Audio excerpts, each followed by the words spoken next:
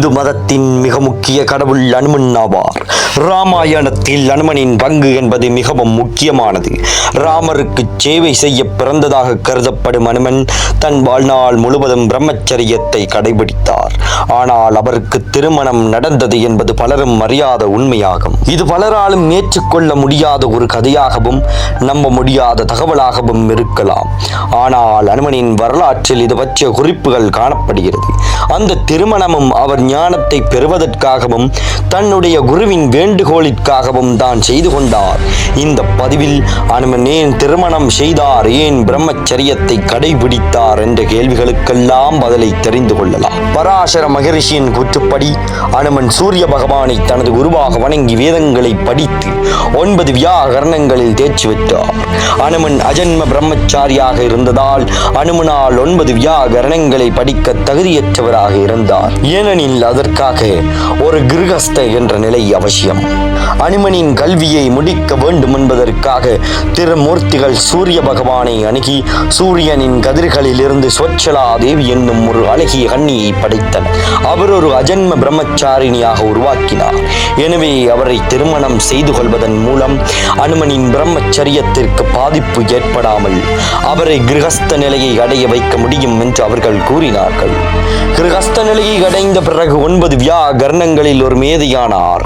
ஆனால் திருமணத்திற்கு பிறகு அவர் வாழ்நாள் முழுவதையும் ராமனுக்கு சேவை செய்தார். எனவே அவர் திருமணம் செய்தும் பிரம்மச்சாரியாகத்தான் வாழ்ந்தார். இதன்படி அனுமன் சூரிய பகவானின் மகளை திருமணம் செய்து கொண்டார்.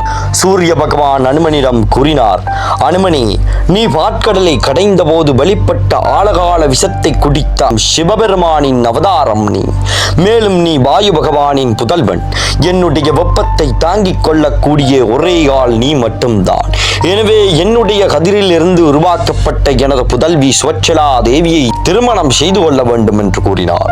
இந்த திருமணம் நீ எனக்கு அளிக்கும் குருதட்சணையாக இருக்கும் என்றும் கூறினார்.